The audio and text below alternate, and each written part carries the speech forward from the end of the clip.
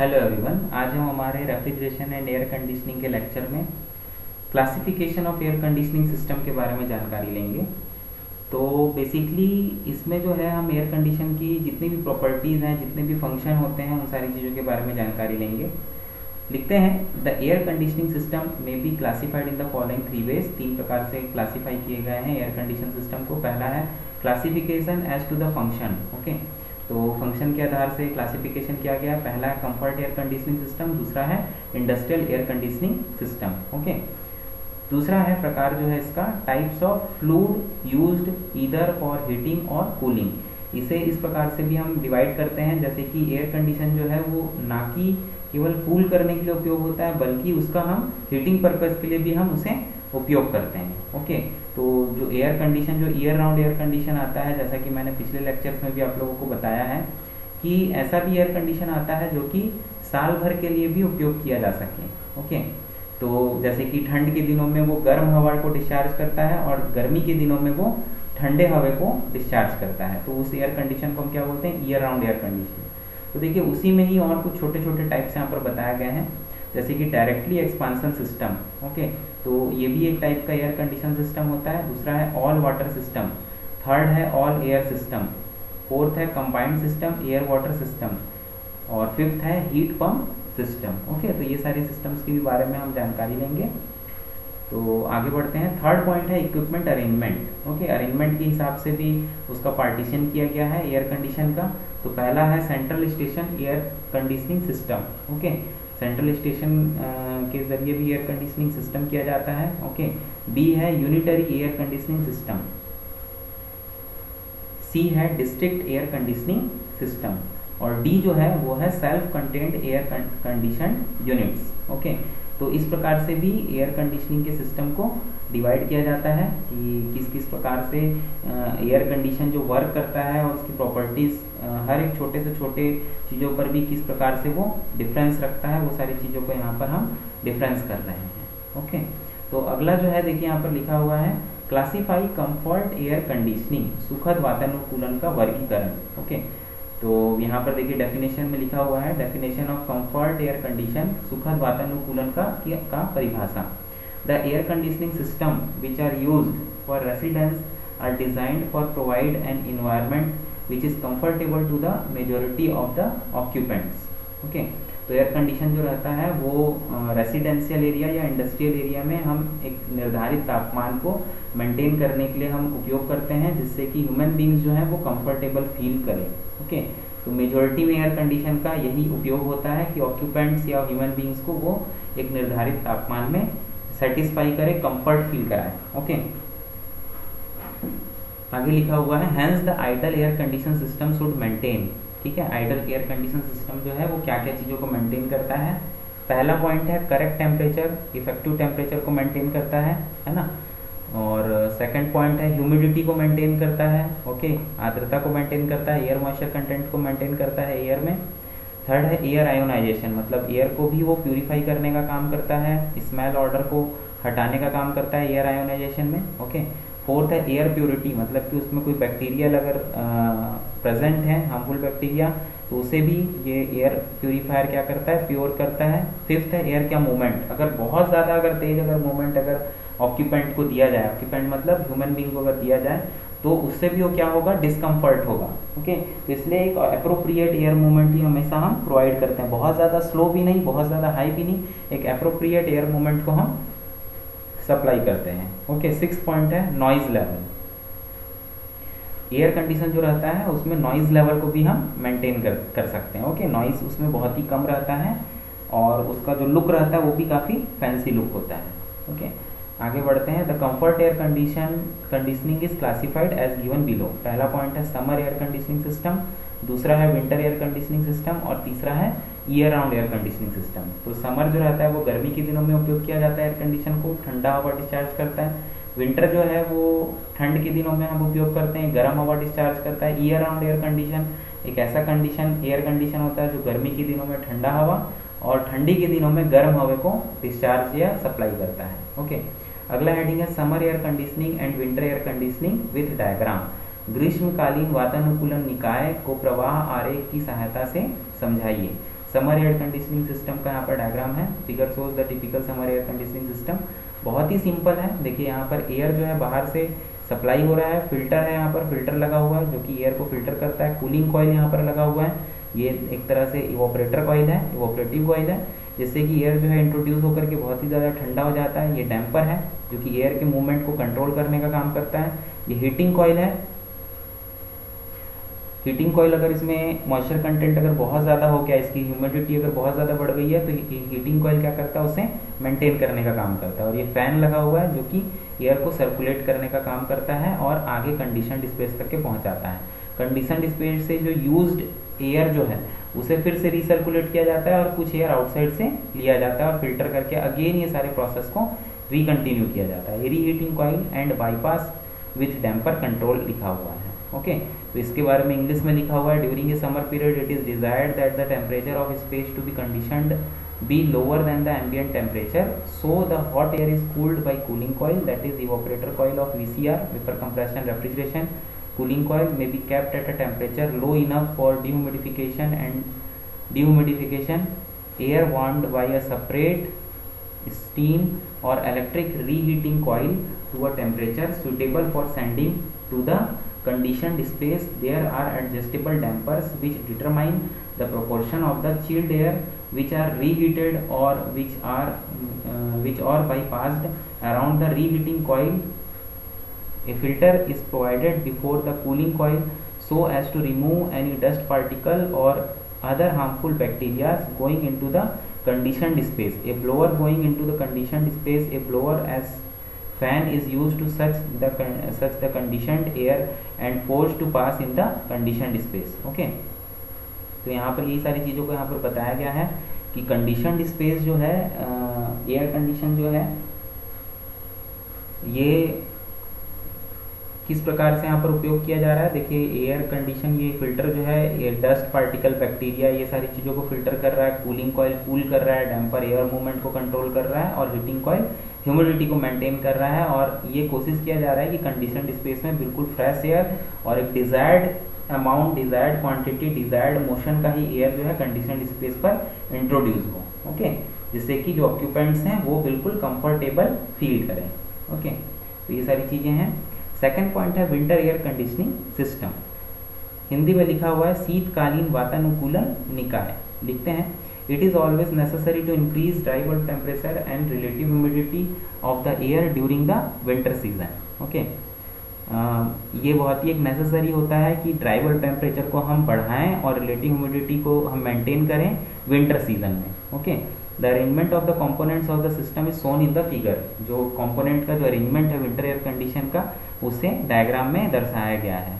First the fresh filtered air with recirculated air is passed through the resistance heater which is known as pre heating coil and then it is passed through the humidifier. Okay, जो air है उसे पहले filter किया जाता है और उसे recirculate करके ह्यूमिडिफायर में पहुंचाया जाता है, जिससे कि ह्यूमिडिफायर में वो हीट होता है और अगर उसकी आर्द्रता की वैल्यू अगर बहुत ज़्यादा है तो उस आर्द्रता की वैल्यू को मेंटेन करते हैं। उसे फिर से हम प्रीहीटिंग कॉइल से प्रीहीट करते हैं। उसके स्मेल, उसकी दुर्गंध को हटाने के लिए, अगर किसी भी प्रकार का दुर्गंध उसमें अवेलेबल है तो preheating coil prevents water in the air washer from the possible freezing by regulation of its heat supply. The amount of water evaporated in the air washer can be controlled as per requirement. The second reheat coil is used to increase the temperature of air as per requirement. The conditioned air is sucked by blower as fan and forced to pass in the conditioned space. Okay, तो इस प्रकार से वो filter होकर के, humidify होकर के, damper से उसके मूवमेंट को मेंटेन करके वो अगेन रीहीटिंग कॉइल से रीहीट होकर के, फिल्टर होकर के वो आगे की ओर बढ़ता है और ब्लोअर फैन से वो कंडीशनड स्पेस की ओर वो बढ़ता है। ओके, तो in winter air conditioning system where heating is required, refrigerating equipment can be shut down. Okay, तो जहाँ पर हीटिंग की ज़रूरत होती है विंटर सीजन पर, उस जगह पर हम कूलिंग सिस्टम को शट डाउन कर देते हैं और समर सीजन पर जहाँ पर केवल कूलिंग करने की ज़रूरत होती है वहाँ पर हीटिंग सिस्टम को हम शट डाउन कर देते हैं। इस चीज़ का यहाँ पर बताया गया। देखिए विंटर एयर कंडीशनिंग सिस्टम का यहाँ पर डायग्राम भी बताया गया। यहाँ पर देखिए ये रूम है, रूम मतलब कि कंडीशनड स्पेस, यहाँ से देखिए फ्रेश एयर जो है फिल्टर में जा रहा है, ये एरो को हम फॉलो करेंगे। फ्रेश एयर जो है फिल्टर में जा रहा है, फिल्टर से रीहीटिंग कॉइल पर जा रहा है। रीहीटिंग कॉइल क्या कर रहा है, उसे रीहीट कर रहा है, ह्यूमिडिफिकेशन को मेंटेन कर रहा है। एयर वॉशर है यहाँ पर, एक कूलर की तरह देखिए यहाँ पर पंप लगा हुआ है, एक कूलिंग कॉइल यहाँ पर लगा हुआ है जो कि ठंडी एयर को यहाँ पर इंट्रोड्यूस, ठंडे पानी को यहाँ पर इंट्रोड्यूस कर रहा है। देखिए एयर वॉशर, ओके। यहाँ पर क्या हो रहा है कि जो एयर जो है वो इंट्रोड्यूस होकर के बहुत ही ज़्यादा कूल हो जा रहा है, और आगे जो है ये रीहीटिंग कॉइल यहाँ पर लगा हुआ है जो कि रीहीट कर रहा है कॉइल को, और रीहीट करके वो आगे फैन की तरफ में जा रहा है। फैन क्या कर रहा है, उसे रिसर्कुलेशन का काम कर रहा है, रिसर्कुलेट करके रूम के तरफ में चला जा रहा है, ओके। रिसर्कुलेट करके वो मतलब एयर जो है वो कंडीशनड हो चुका है। कंडीशनड मतलब कि उसे प्यूरीफाई, फिल्टर, ये सारी चीज़ें हम कर चुके हैं, और उसके बाद में ये जो एयर जो है वो रूम से होते हुए आगे की ओर एग्जिट हो जा रहा है, ओके। तो इसे हम क्या कहेंगे, विंटर एयर कंडीशनिंग सिस्टम कहेंगे, ओके। तो देखिए अगला हेडिंग हम देखते हैं यहाँ पर, the all air conditioning system with diagram. Hindi में लिखा हुआ है संपूर्ण वर्ष वातानुकूलन प्रणाली का वर्णन। आंसर में लिखा हुआ है year round air conditioning system. लिखते हैं year round air conditioning system must be capable of maintaining specified temperature and humidity within the air conditioned space regardless of outside weather condition, okay. तो year round air conditioning system जो है वो maintain करता है temperature को, humidity को, और एक कंडीशनड स्पेस में बाहर की ओर उसे डिस्चार्ज करता है, okay, outside the weather condition, okay. तो देखिए यहाँ पर भी एक डायग्राम है year round air conditioning system का। ये डायग्राम को बहुत ही केयरफुली हमें देखने और समझने की आवश्यकता है। जैसे कि ये फ्रेश एयर को अंदर की ओर इंट्रोड्यूस करता है, फिल्टर में फिर फिल्टर करने का काम करता है। प्राइमरी प्रीलिमिनरी हीटर मतलब कि ये बहुत ही नॉमिनल इसे हीट करने का काम करता है, ओके। जो एयर जो है अंदर की ओर एंटर हो रहा है। ये कूलिंग कॉइल है, कूलिंग कॉइल क्या कर रहा है, इसे कूल करने का काम कर रहा है। अगर एयर बहुत ज़्यादा कूल हो जा रहा है तो उसमें प्रेजेंट वाटर वेपर जो है वो क्या हो जाएंगे, वाटर कंटेंट में कन्वर्ट हो जाएंगे। तो उस वाटर कंटेंट को ड्रेन आउट करने के लिए देखिए यहाँ पर ड्रेन भी लिखा हुआ है, यहाँ से वो क्या हो जाएगा, ड्रेन आउट हो जाएगा, ओके। आगे जो है देखिए स्प्रे नोजल लगा हुआ है। स्प्रे नोजल क्या करेगा, उसे स्प्रे करने का काम करेगा। स्प्रे करके वो क्या करेगा, स्प्रे करके क्या करेगा, स्प्रे करने के बाद में उसे और ज़्यादा कूल करेगा, ओके। यहाँ पर भी अगर उसमें अगर किसी प्रकार का वाटर कंटेंट अगर है तो वो फ्लो होकर के ड्रेन आउट हो जाएगा इस जगह से, ओके, इस जगह से ड्रेन आउट हो जाएगा। आगे जो है स्प्रे नोजल से जब ये आगे की ओर जाएगा तो यहाँ पर देखिए हीटर लगा हुआ है। हीटर क्या करेगा कि उसमें अगर आर्द्रता की मात्रा अगर बहुत ज़्यादा हो गई है, ह्यूमिडिटी की रेशो जो है वो अगर 65 या कंफर्टेबिलिटी फैक्टर से अगर उसकी ह्यूमिडिटी रेशो की अगर वैल्यू अगर ज़्यादा हो गई है तो उसे वो मेंटेन करने का काम करेगा हीटर जो है। और आगे देखेंगे तो यहाँ पर फैन या ब्लोअर यहाँ पर इंस्टॉल्ड है, जिसका कि काम होता है कि एयर के वेलोसिटी को मेंटेन करना और उसके स्पीड को मेंटेन करना और आगे की ओर उसे सर्कुलेट करना। तो देखिए यहाँ पर ये साइलेंसर भी लगा हुआ है। साइलेंसर का बेसिक पर्पस क्या है, एयर को एक बिल्कुल साइलेंटली आगे की ओर प्रोसीड करना, ओके, बिल्कुल नॉइजलेस, ओके, बिल्कुल भी साउंड या नॉइज नहीं होना चाहिए, इसलिए यहाँ पर साइलेंसर भी लगाया गया है, ओके। तो साइलेंसर से आगे की ओर देखिए जो एयर जो है वो आगे की ओर जाता है, और ग्रिल्स से, ग्रिल्स मतलब कि जो कि डायरेक्शन को भी इंडिकेट करते हैं कि किस डायरेक्शन पर हमें फ्लो होना है एयर को, वो ग्रिल यहाँ पर लगा हुआ है। वैसे एयर कंडीशन में ऑटोमेटिक रहता है, वो ऊपर नीचे स्विंग होता रहता है जो ग्रिल होता है। कई एयर कंडीशन में वैसे भी विकल्प रहते हैं, ऑप्शन रहते हैं हमारे पास में, रिमोट के थ्रू हम वैसा ऑप्शन को एक्सेप्ट कर सकते हैं। ग्रिल कंडीशनड स्पेस के थ्रू, ग्रिल के थ्रू कंडीशनड स्पेस में एयर जो है वो आता है और डिस्चार्ज करता है, और यहाँ पर जो स्पेस है इसे टोटली कूल करके जो है आगे की ओर ये बढ़ता चला जाता है, और एटमॉस्फेयर में ये एयर जो है डिस्चार्ज हो जाता है, ओके। या एयर जो है ये रिसर्कुलेशन के लिए फिर से जो है इसी सिस्टम में रिसर्कुलेट होता रहता है। तो ये सारी चीज़ों का आप लोग जो है विशेष ध्यान रखेंगे इन सारी चीज़ों का, ओके। तो इस एयर कंडीशनिंग सिस्टम को हम क्या कहते हैं, year round air conditioning system, okay. तो इस एयर कंडीशनिंग सिस्टम के बारे में हम जानकारी लेते हैं, पढ़ते हैं। An air conditioning system must fulfil the following requirements as per season condition. पहला है एयर कंडीशनिंग सिस्टम क्या क्या फुलफिल कर रहा है रिक्वायरमेंट, उसे हम देखते हैं। पहला है cooling and humidification, humidifying in summer season.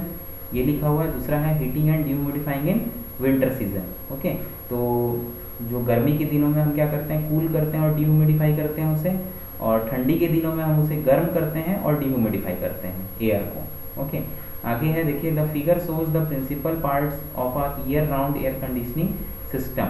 A refrigerating cycle using vapour as refrigerant can be used with additional humidifier and reheater for the purpose of all year round air conditioning system. Okay, तो यहाँ पर year round air conditioning system जो रहता है वो साल भर के लिए हम उपयोग कर सकते हैं उस सिस्टम को, ये चीज़ यहाँ पर बताया गया है। ये जो है समर एयर कंडीशनिंग सिस्टम है, ग्रीष्मकालीन वातानुकूलन। ओके, तो देखिए लिखा हुआ है, the mixture of recirculated air and fresh air passes first through a filter so as to remove any particles and harmful bacteria from it. Okay, तो समर एयर कंडीशनिंग में ये लिखा हुआ है कि जो एयर जो है उसे हम फिल्टर करते हैं, और फिल्टर करने के बाद में हम उसमें जो भी डस्ट पार्टिकल है, हार्मफुल बैक्टीरिया, उसे हम रिमूव करते हैं। Okay, in summer conditions the air is cooled coil. Dehumidification will also be obtained by operating the cooling coil at a temperature lower than the dew point temperature. The humidifier and resistance heater works in summer only to obtain the desired temperature. Okay, तो यहाँ पर ये चीज़ लिखा हुआ है कि dehumidification भी हमें करना है। अगर आर्द्रता की अगर वैल्यू जो है, अगर उसमें एयर मॉइस्चर कंटेंट की वैल्यू जो है अगर बहुत ज़्यादा बढ़ गई है तो उसे भी मेंटेन करना है हमें। तो उसके लिए भी यहाँ पर हमें इस चीज़ को देखना होगा कि कितनी मात्रा में करना है, तो उसके हिसाब से हमें हीटर को ऑपरेट करना होगा। ओके, और अगर आर्द्रता की वैल्यू अगर कम है और उसमें अगर आर्द्रता की वैल्यू, आर्द्रता मतलब कि मॉइस्चर कंटेंट अगर कम है और मॉइस्चर कंटेंट अगर हमें बढ़ाना है, मतलब ह्यूमिडिफिकेशन करना है, मॉइस्चर कंटेंट कम करना है मतलब कि डिह्यूमिडिफिकेशन करना है, तो वैसे कंडीशन के लिए हमें स्प्रे की ज़रूरत पड़ेगी अगर हमें ऐड करना है वाटर को। ओके, जैसे कि जब हम एक बकेट लेते हैं और उस बकेट से जब हम वाटर को कंटिन्यूसली जब हवा में उछालते हैं, ओके, तो हवा क्या हो जाता है, ठंडा हो जाता है। ओके, तो इसे क्या कहा जाता है, ह्यूमिडिफिकेशन कहा जाता है। और मान लीजिए कि अगर हम एक रूम लेते हैं, उस रूम में अगर मान लीजिए पानी की जगह पर अगर हम हीटर को अगर ऑन करते हैं, तो हीटर क्या करता है, उस जगह पर आर्द्रता की वैल्यू को कम कर देता है। ओके, और हमें रेडिएशन के माध्यम से क्या लगता है, हॉट लगता है, गर्मी लगता है। ओके, तो इसी चीज के साथ में हम आगे बढ़ते हैं, विंटर एयर कंडीशन।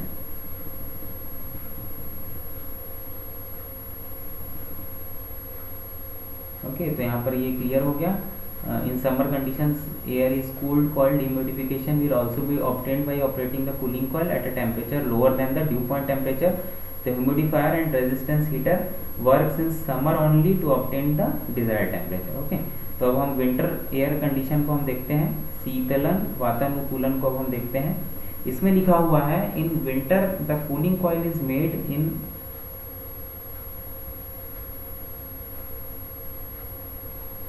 लिखा हुआ है, in winter the cooling coil is made inoperative and the heat coil operates to heat the air after passes through the filter. The spray type humidifier is made used to humidify the heated air. The resistance heater is made inoperative. Okay, आगे लिखा हुआ है, in winter the refrigerating cooling coil works as condenser to heat the incoming air, while it works as evaporator in summer to cool and dehumidify the air. The arrangement of the valves in the circuit must be capable to change the direction of refrigerant flow according to the requirement. The operations and flow quantities are controlled automatically by thermostats and humidostats.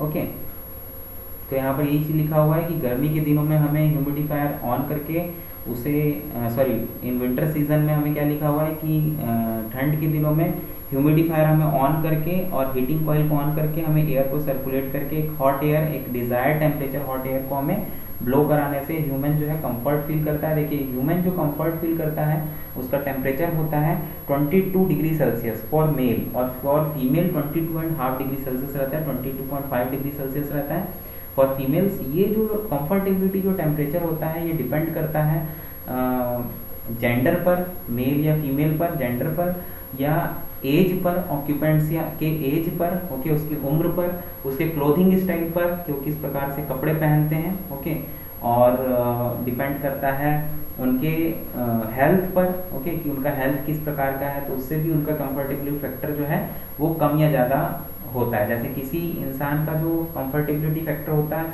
उनको बिल्कुल chilled air की आवश्यकता होती है, बिल्कुल 16 degree Celsius, 17 degree Celsius इस type का उनको टेम्परेचर चाहिए होता है। बट किसी किसी को 26-27 डिग्री सेल्सियस में ही ठंडी लगने लग जाता है जब हम एयर कंडीशन ऑन करते हैं। तो वो डिपेंड करता है उनके बॉडी स्ट्रक्चर पे, उनके हेल्थ पर, उनके चॉइस पर, ये सारी चीज़ें डिपेंड करती है कि उनको क्या, कितना टेम्परेचर उन्हें सूट करेगा, ओके। तो यहीं पर देखिए लिखा हुआ है, in winter the refrigeration cooling coil works as condenser to heat the incoming air while it works as evaporator in summer to cool and dehumidify the air. The arrangement of the valves in the circuit must be capable to change the direction of refrigerant flow according to the requirement. Okay, आगे देखते हैं, the operation and flow quantities are controlled automatically by thermostats and humidistats. ये इस चीज़ को हमने दोबारा पढ़ा है, तो दोबारा पढ़ने से ये चीज़ समझ में आया है कि इसमें बहुत से सेंसर्स को भी हम इंस्टॉल करते हैं, जो सेंसर्स हमें टाइम टाइम पर बताते हैं कि कितना टेम्परेचर है, और उस टेम्परेचर पर आने के बाद में वो सिस्टम को ऑटोमेटिकली क्या कर देते हैं, ऑफ कर देते हैं। बट वो सेंसर जो थर्मोस्टेट या जो ह्यूमिडिस्टेट जो यहाँ पर लिखा हुआ है, वो क्या करते हैं, वो रिस्पॉन्सिबल होते हैं टेम्परेचर को हमेशा हर 1 मिनट पर वो क्या करते हैं, चेक करते रहते हैं, और जैसे ही देखते हैं कि टेम्परेचर जो है 1 या 2 डिग्री सेल्सियस ड्रॉप हो गया है, तो अगेन वो अपने साइकिल को स्टार्ट करते हैं और उस पर्टिकुलरली टेम्परेचर पर मेंटेन करने के बाद में वो फिर से जो हो जाता है ऑटोमेटिक ऑफ हो जाते हैं, ओके। तो इस प्रकार से थर्मोस्टेट या ह्यूमिडोस्टेट जो है वो टेम्परेचर को मेंटेन करने का काम करते रहते हैं, ओके।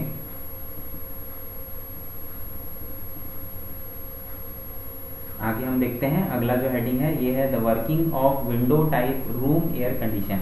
तो जैसा कि हमने देखा है, जो एयर कंडीशन जो होता है वो 2 प्रकार का होता है, एक स्प्लिट एयर कंडीशन और एक window type air condition, okay. तो यहाँ पर लिखा हुआ है खिड़की वायु अनुकूलन की कार्य प्रणाली का सचित्र वर्णन। तो आंसर में है, window unit is the simplest example of the refrigeration cycle used in packaged air conditioner unit air conditioner. It consist of minimum essential components producing cooling effect, generally using direct expansion system. In this unit, cooling, filtering and air distribution system are combined in a compact unit and closed in a decorative cabinet. If the heater is added or it is adopted to heat pump arrangements by transfer valves, it can be used as year-round air condition system. Normally off and on control is used for such units. These units are used for individual small rooms or small zones. Power ranges from 3/4 to 2 HP and 1 to 2 tons capacity. The window units is divided in the part A and B. The arrangement of the system is shown in figure. The following are essential parts of the unit. Okay, तो यहाँ पर ये चीज़ बताया गया है कि जो window air condition होता है ये रूम के साइज़ पर डिपेंड करता है, और जैसे अगर बहुत छोटा रूम है तो हम वहाँ पर 3/4 HP या 1 टन का भी हम एयर कंडीशन लगा सकते हैं। थोड़ा अगर उससे बड़ा है तो हम 1 HP से लेकर के 1.5 टन का एयर कंडीशन लगा सकते हैं, और अगर थोड़ा बड़ा है तो 2 HP और 2 टन के कैपेसिटी का भी हम एयर कंडीशन लगा सकते हैं। टन जो रहता है ये रेफ्रिजरेटिंग स्पेस का यूनिट होता है। टन का मतलब होता है, जैसे 1 टन का मतलब मैं आपको समझाता हूँ कि 24 घंटे में 1 टन के मटेरियल के टेम्परेचर को 0 डिग्री सेल्सियस में लाने के लिए 24 घंटे का समय लगेगा। तो ऐसे मशीन को हम क्या बोलेंगे, 1 टन ऑफ कैपेसिटी। अगर हमारे पास में एयर कंडीशन है जो कि 2 टन के मटेरियल को 24 घंटे में 0 डिग्री सेल्सियस में लाने के लिए अगर कैपेबल है तो हम उसे 2 टन ऑफ रेफ्रिजरेशन कहेंगे। सिमिलरली जितने टन के मटेरियल को 0 डिग्री सेल्सियस में लाने के लिए कैपेबल होगा, रूम टेम्परेचर से 0 डिग्री सेल्सियस में लाने के लिए कैपेबल होगा, तो हम उसे उतना टन का कैपेसिटी हम उसे इंडिकेट कर सकते हैं, ओके। तो ये डिपेंड करता है रूम के साइज पर। अगर रूम के जगह अगर वो हॉल है, बहुत बड़ा हॉल है, तो उस हॉल में अगर हम छोटे छोटे एयर कंडीशन लगाएंगे तो वो कोई मतलब नहीं होगा, उसका कोई मीनिंग नहीं होगा। तो इसीलिए हम क्या कर सकते हैं, बहुत बड़ा हॉल है तो वहाँ पर सेंट्रलाइज एयर कंडीशन की ज़रूरत पड़ेगी। सेंट्रलाइज एयर कंडीशनिंग सिस्टम किस प्रकार से किया जाता है ये हम आने वाले अपने नेक्स्ट यूनिट में पढ़ेंगे। और अगर बहुत छोटा रूम है तो वहाँ पर हम छोटे एयर कंडीशनिंग का सिस्टम का भी हम उपयोग कर सकते हैं। ओके, तो यहाँ पर ऐसे एयर कंडीशनिंग सिस्टम पे लगने वाले जो पार्ट्स रहते हैं उन सब पार्ट्स के बारे में यहाँ पर डिस्क्राइब किया गया है, जैसे कि compressor with motor, seated unit. Okay, compressor का यहाँ पर उपयोग किया जाता है मोटर के साथ में। ओके, ये सील्ड रहता है।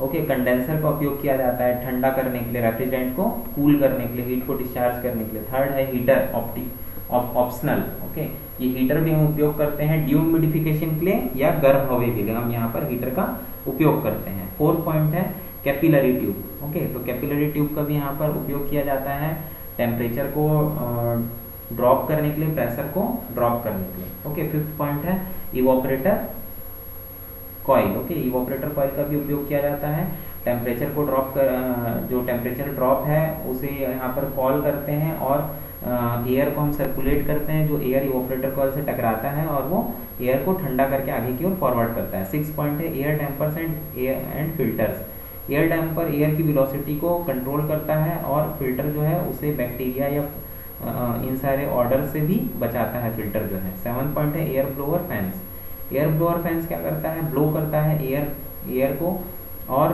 इवोपरेटर से इंट्रोड्यूस कराता है उस एयर को। इवोपरेटर से इंट्रोड्यूस होने के बाद में वो एयर क्या होता है, ठंडा होता है और आगे की ओर बढ़ता है। 8 पॉइंट है high pressure and low pressure controls. Okay, ये भी एक कैपेसिटी को डिफाइन करता है, हाई प्रेशर या low pressure control. Okay, 9 point है thermostat and master control. Okay, और 10 पॉइंट है चेंज ओवर स्विच। तो यहाँ पर ये सारी चीज़ों को हम देखने का प्रयास करते हैं। रेफ्रिजरेशन साइकिल लिखा हुआ है, the high pressure refrigerant vapour is passed from the compressor into the condenser where it is condensed passing the outdoor air over the condenser coil by the fan F. The condensed refrigerant is passed through the capillary into the evaporator where it is evaporator passing the room air over it by the fan F2. The room air is cooled by giving its heat to the low temperature refrigerant. The evaporated refrigerant goes into the compressor and cycle is repeated. Okay, तो यहाँ पर देखिए window air condition का यहाँ पर एक layout यहाँ पर बनाया गया है रूम एयर कंडीशन का। ओके, तो देखिए यहाँ पर बहुत ही सिंपल है, इसमें भी सेम वही आपका कंप्रेसर लगा हुआ है। देखिए मैं आप लोगों को दिखाने का प्रयास करता हूँ। ये आपका पावर कनेक्शन है। ओके, ये आपका देखिए कंप्रेसर है। कंप्रेसर से जो रेफ्रिजरेंट जो है देखिए यहाँ पर जाकर के ये आपका कंडेंसर में गया, जहाँ पर कि ठंडा हो गया। फैन देखिए लगा हुआ है ठंडा करने के लिए कंडेंसर कॉइल को। ओके, यहाँ पर लिक्विड स्टेट में आ गया आपका रेफ्रिजरेंट। ओके, कैपिलरी ट्यूब से देखिए पतला सा कैपिलरी ट्यूब है जिसमें कि प्रेशर और टेम्परेचर और ज़्यादा ड्रॉप हो गया रेफ्रिजरेंट का, आगे इवोपरेटर में गया।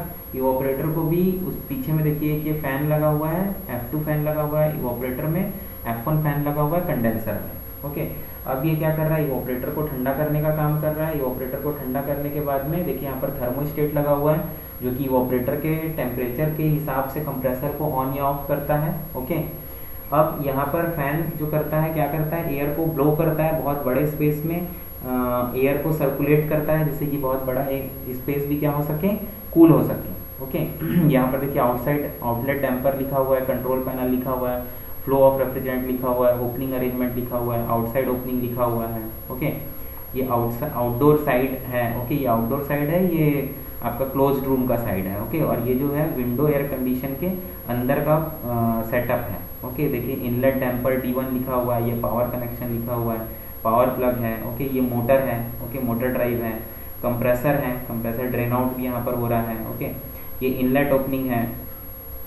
तो इस प्रकार से रूम एयर कंडीशन है जो कि विंडो एयर कंडीशन है, क्योंकि इसमें चारों के चारों जो सेटअप है वो एक साथ दिया हुआ है। और अगर हम स्प्लिट एयर कंडीशन की बात करें तो देखिए यहाँ पर एक ये लाइन खींचा हुआ है ना ओपनिंग करके, जिस जगह पर ये माउस आप लोगों को दिख रहा होगा, तो इस जगह पर क्या हो रहा है, आपका इसके राइट हैंड साइड वाला जो हिस्सा है ये कैपिलरी और ये कंप्रेसर यूनिट, ये वाला जो हिस्सा है कंडेंसर और कंप्रेसर वाला, ये आउटडोर यूनिट होता है जो कि बाहर में लगा हुआ होता है, जो आपको घरों के बाहर में देखने को मिलता है।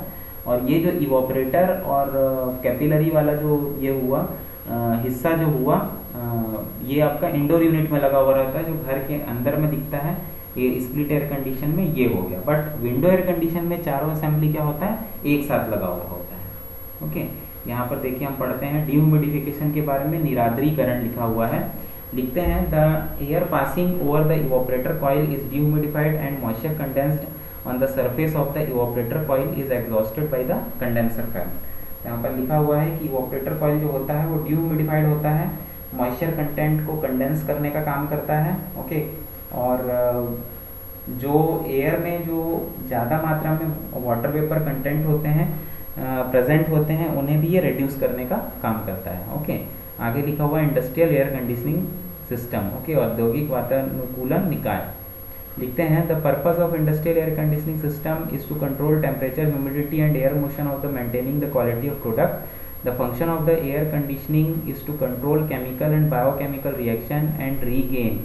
Therefore, it is necessary to maintain a constant temperature and humidity throughout the year in order to obtain uniformly of the product under all atmospheric condition.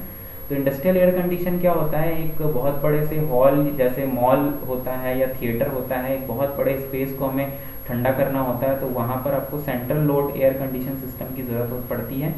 तो ऐसे एयर कंडीशन का हम उपयोग किस प्रकार से करते हैं कि हम एयर कंडीशन को उस जगह पर इंस्टॉल करते हैं और ये चीज़ देखते हैं कि एक साल भर हम उसी टेम्परेचर पर हम मेंटेन कर सकें, ताकि अंदर में रखे हुए जो भी गुड्स हैं, जो भी प्रोडक्ट्स हैं, वो टेम्परेचर के वेरिएशन की वजह से ख़राब ना हो सकें। इसलिए हम साल भर उसी टेम्परेचर पर मेंटेन करने का प्रयास करते हैं इंडस्ट्रियल एयर कंडीशन में। ओके, आगे देखते हैं the purpose of industrial air conditioning system, औद्योगिक वातानुकूलन निकाय के उद्देश्य। लिखा हुआ है the air conditioning is applied for the following purpose in industries. पहला पॉइंट है to provide comfort in industrial workers. Industry में जो वर्कर हैं उन्हें कंफर्ट फील कराने के लिए इंडस्ट्रियल एयर कंडीशन का हम उपयोग करते हैं। दूसरा है to provide proper condition of temperature and humidity for manufacturing process in industries such as the textile, printing, refineries etcetera. Okay, तो सेकंड पॉइंट है हम इसलिए भी एयर कंडीशन का उपयोग करते हैं टेक्सटाइल प्रिंटिंग मशीन के लिए, रिफाइनरीज के लिए, शुगर मिल्स के लिए, प्रिंटिंग प्रेस जगह के लिए, या किसी लेबोरेटरी में भी स्टडी स्टेट टेम्परेचर का हम मेंटेन करने के लिए भी इंडस्ट्रियल एयर कंडीशनिंग का हम उपयोग करते हैं। और भी जगह पर करते हैं, जैसे कि थिएटर हो गया, मॉल हो गया, ओके, बड़े फैक्ट्रीज हो गए, ये सारे जगह पर भी हम उपयोग करते हैं सेंट्रल इंडस्ट्रियल एयर कंडीशनिंग का। ओके, थर्ड पॉइंट है to maintain ultra clean atmosphere which is required for precision work and in measurement laboratories।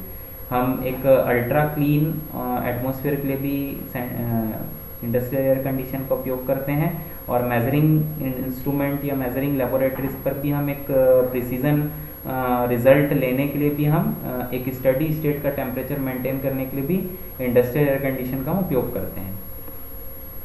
Fourth point है for drawing the products. Product को हम सुखाने के लिए भी हम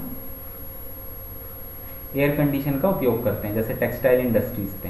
ओके, फिफ्थ है to preserve food during storage and transport. Okay, cold storage में भी हम उपयोग करते हैं इन सारी चीज़ों को, जैसे कि हम ट्रांसपोर्ट करते हैं बड़े बड़े वैन में, तो उसमें भी एयर कंडीशन होता है, जैसे कि फ्रेश मीट हो गए या फ्रेश वेजिटेबल्स हो गए, फ्रेश फ्रूट्स हो गए, ये सारी चीज़ों को भी हम जब एक जगह से दूसरे जगह ट्रांसपोर्ट करते हैं तो उस समय भी हम इस प्रकार का हम प्रिजर्वेशन करते हैं। ओके, अगला हेडिंग है car air conditioning with diagram. Car air conditioning system सचित्र वर्णन। तो कार को हम एयर कंडीशन भी करने का ज़रूरत होता है, क्योंकि कार में भी हम बहुत ही ज़्यादा लंबे समय तक के हमें ड्राइव करना होता है, तो उसके लिए भी हमें कार को एयर कंडीशन करने की ज़रूरत होती है, ताकि जो अंदर में ऑक्यूपेंट्स हैं वो कंफर्टेबल फील कर सकें। ओके, यहाँ पर देखते हैं the cooling load in the car is affected by many factors. This load factors are constantly and rapidly changing as the car moves over the highway at different speeds and through all kinds of surroundings. Therefore, the determination of actual load become very difficult in car air condition car air conditioning. Car air conditioning cycle is shown in figure. It can be divided in the following parts. तो जो car जो रहता है वो बहुत से weather से भी होते हुए चलता है, जैसे अगर हमको 400-500 किलोमीटर अगर चलना है, हाईवे में चलना है, तो कंटिन्यूसली भी चलने की वजह से कार का जो अंदर का जो चैम्बर रहता है वो क्या हो जाता है, बहुत ज़्यादा गर्म हो जाता है। तो इसलिए हम लंबे समय के लिए अगर हमें कार ड्राइव करना है, या अगर हम लॉन्ग ट्रैवल कर रहे हैं, लॉन्ग रनवे पे ट्रैवल कर रहे हैं, तो उसमें भी हमें एयर कंडीशन की ज़रूरत पड़ती है ड्राइवर के कंफर्टेबिलिटी फैक्टर के लिए। ओके, तो यहाँ पर देखिए ये कुछ पार्ट्स हैं जैसे कि कंप्रेशन, कंडेंसेशन, एक्सपांसन और इवोपरेशन, ये कार के एयर कंडीशनिंग सिस्टम का यहाँ पर ये एक सचित्र बना हुआ है। तो ये प्रिंसिपल ऑफ रेफ्रिजरेशन लिखा हुआ है। देखिए ये कंप्रेसर है, रेफ्रिजरेंट को कंप्रेस किया, रेफ्रिजरेंट वर्किंग मीडियम, ये प्रेशर इसका हाई हुआ, गैसेस स्टेट में है, और प्रेशर हाई होने के बाद में गैसेस स्टेट में कंडेंसर की तरफ में गया। कंडेंसर की तरफ में जाने के बाद में देखिए ये प्रेशर हाई है, गैसेस स्टेट से लिक्विड स्टेट में कन्वर्ट हुआ, और गैसेस स्टेट से लिक्विड स्टेट में कन्वर्ट होने के बाद में अगेन ये थ्रोटल वाल्व की तरफ में गया। थ्रोटल वाल्व में जाने के बाद में इसका जो प्रेशर है वो भी हाई है और लिक्विड स्टेट में है, कैपिलरी ट्यूब में गया। और थ्रोटल वाल्व मतलब कि ये एक तरह का ड्रायर है, एब्जॉर्बर है, यहाँ पर लिखा हुआ always only allows only liquid, liquid रहेगा तभी आगे की ओर जाने देगा, अगर गैसेस स्टेट में है तो ये रिवर्स कर देगा। ओके, तो आगे की ओर जाने के लिए दिया जाएगा जब ये लिक्विड स्टेट में रहेगा हमारा रेफ्रिजरेंट आगे की ओर गया तो ये capillary tube drops pressure. Okay, तो प्रेशर जो है वो और ज़्यादा लो हो जाएगा और लिक्विड स्टेट में रहेगा, टेम्परेचर भी कम हो जाएगा क्योंकि सरफेस एरिया बढ़ेगा रेफ्रिजरेंट का। कैपिलरी ट्यूब बहुत ही पतला होता है जिसकी वजह से प्रेशर ड्रॉप होता है और टेम्परेचर भी ड्रॉप होता है। लिक्विड स्टेट में रहेगा, इवोपरेटर में जाएगा तो वहाँ पर भी रेफ्रिजरेंट का प्रेशर कम रहेगा और लिक्विड से गैस में कन्वर्ट होगा क्योंकि हीट को एब्जॉर्ब करेगा इवोपरेटर में और आगे जाएगा। और कंप्रेसर में रेफ्रिजरेंट जो है अंदर की ओर सक्शन पोर्ट के थ्रू वो अंदर की ओर चला जाएगा। कंप्रेसर से अंदर जाने के बाद में देखिए प्रेशर जो है इसका हाई हो जाएगा, जब ये डिस्चार्ज होगा कंप्रेसर से गैस फॉर्म में रहेगा। फिर अगेन कंडेंसर क्या करेगा, इसका प्रेशर को हाई रखते हुए गैस से लिक्विड में कन्वर्ट करेगा रेफ्रिजरेंट को। अगेन ये सारा प्रोसेस होगा। तो यहाँ पर मूलतः देखा जाए तो इवोपरेटर क्या करता है, टेम्परेचर को एब्जॉर्ब करता है। ओके, इवोपरेटर ही है जो कि ठंडा करने का काम करता है हमारे गुड्स एंड प्रोडक्ट्स को। और कंडेंसर क्या करता है, देखो चारों का ही अपना अपना एक स्पेशल भूमिका होता है। कंडेंसर क्या करता है, हीट को डिस्चार्ज करने का काम करता है। ओके, तो यहाँ पर देखिए कैपिलरी ट्यूब भी एक्सपांसन करने का काम करता है, प्रिंसिपल ऑफ रेफ्रिजरेशन। ओके, तो देखिए यहाँ पर भी कार एयर कंडीशनिंग सिस्टम यहाँ पर लिखा हुआ है। ये रिसीवर है, ये कंप्रेसर है, कंप्रेसर का सक्शन चैम्बर से कंप्रेसर में आया और डिस्चार्ज हुआ हाई प्रेशर और गैसेस स्टेट में। डिस्चार्ज होने के बाद में कंडेंसर में गया, ठंडा हुआ, लिक्विड स्टेट में आया, रिसीवर में गया, केवल लिक्विड लाइन ही आगे की ओर जाएगा, गैस रहेगा तो वापस कंडेंसर में चला जाएगा, एक्सपांसन होगा। ओके, यहाँ पर ऑटोमेटिक थर्मोस्टेट वाल्व या कैपिलरी ट्यूब इस प्रकार का कुछ एक्सपांसन वाल्व लगा रहेगा। लोड को देख करके हम ये एक्सपांसन वाल्व को यहाँ पर सेलेक्ट करते हैं।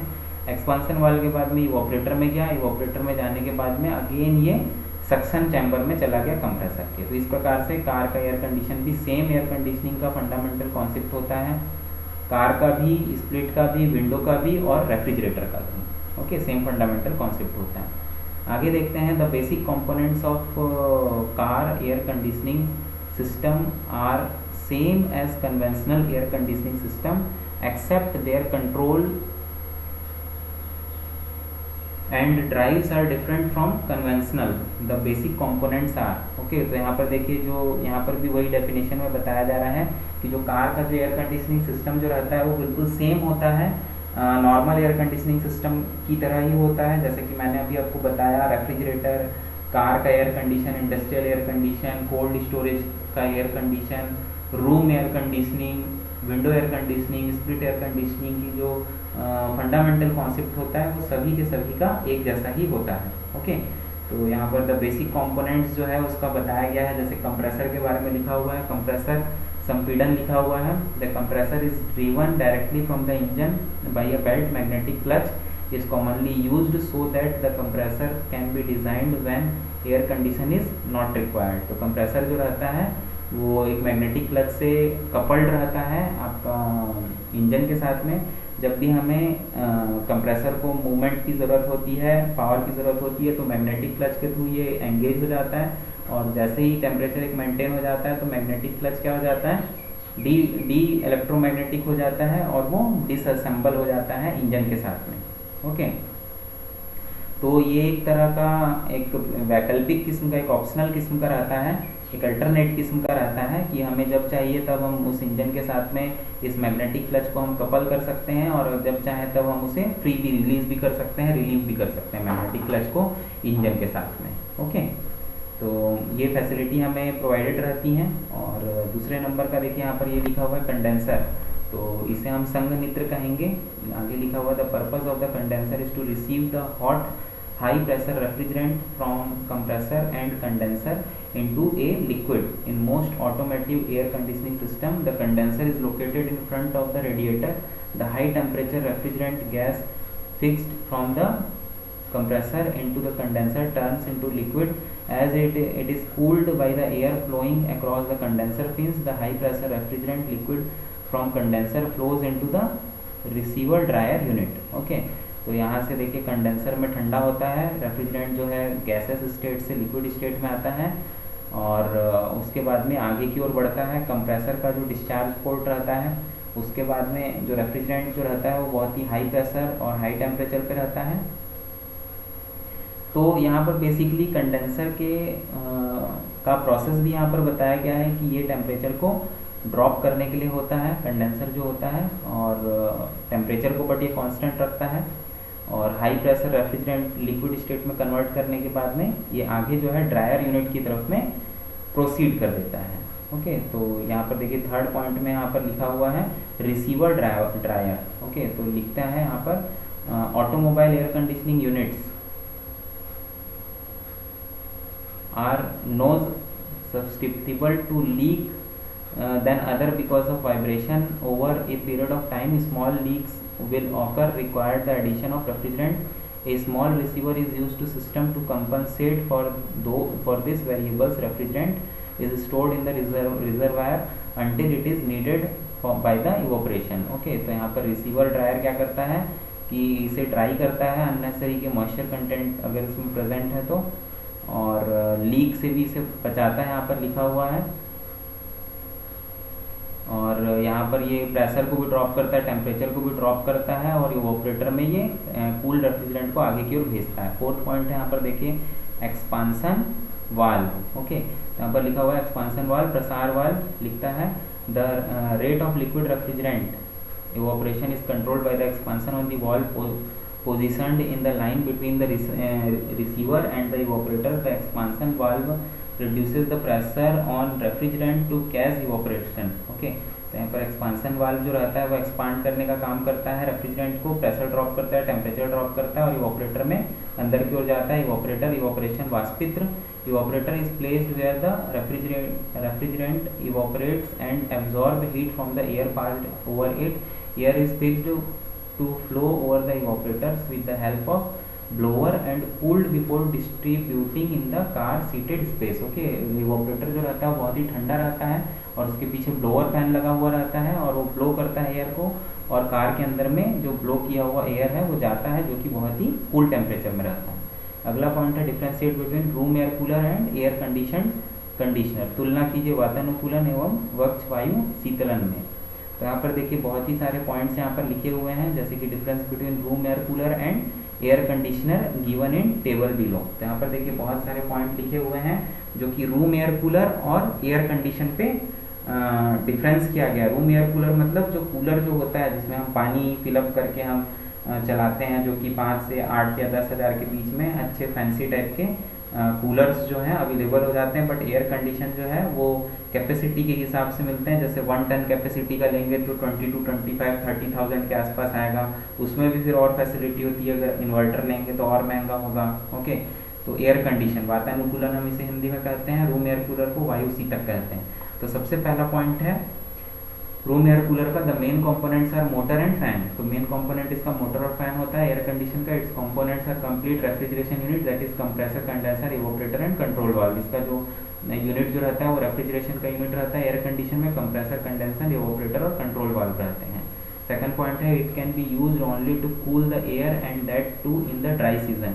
ये केवल ड्राई सीजन पर ही काम आता है और ये एयर को ठंडा करने के काम आता है। यहाँ पर लिखा हुआ है it can be use for both cooling and heating purpose. Okay, heating और कूलिंग दोनों पर्पस के लिए यूज किया जा सकता है। Humidity control is not possible. Cooler में ह्यूमिडिटी कंट्रोल पॉसिबल नहीं होता है। एयर कंडीशन में humidity control can be controllable, इसमें पॉसिबल होता है ह्यूमिडिटी को कंट्रोल करना। फोर्थ पॉइंट है it can not be used in high dribble temperature and high relative humidity summer वेदर्स condition. तो ये जो है कूलर जो है ये हाई ड्राइबल टेम्परेचर या हाई रिलेटिव ह्यूमिडिटी में हम इसे उपयोग नहीं कर सकते हैं समर सीजन पे। ओके, और यहाँ पर लिखा हुआ है एयर कंडीशन में कि इसे हम साल भर भी उपयोग कर सकते हैं, विंटर समर किसी भी सीजन पे। Okay, year round it can be use year round air conditioning. Fifth point है at any time dry bulb temperature can be lowered up to the wet bulb temperature of atmosphere at that time. Okay, तो किसी भी समय पर ये wet bulb dry bulb temperature को lowered करने पे वेट बल्ब टेम्परेचर जो है किसी भी समय ड्राई बल्ब टेम्परेचर को लोअर किया जा सकता है, डिपेंड करता है वेट बल्ब टेम्परेचर के ऊपर उसके समय पे। ओके, और ड्राई बल्ब टेम्परेचर जो है ये लोअर किया जा सकता है, ये हमारे चॉइस पे है। तो ओके, यहाँ पर हमारा ये वाला यूनिट खत्म होता है, आगे का हम नेक्स्ट लेक्चर में पढ़ेंगे। Okay, thank you very much हमारे इस वीडियो लेक्चर में बने रहने के लिए। आप सभी लोगों का बहुत बहुत धन्यवाद। इन सारे लेक्चर्स को आप लोग अच्छे से सुनिए, पढ़िए, नोट कॉपी में नोट डाउन करिए, समझिए। Okay, thank you very much हमारे इस वीडियो लेक्चर में बने रहने के लिए। Thank you very much.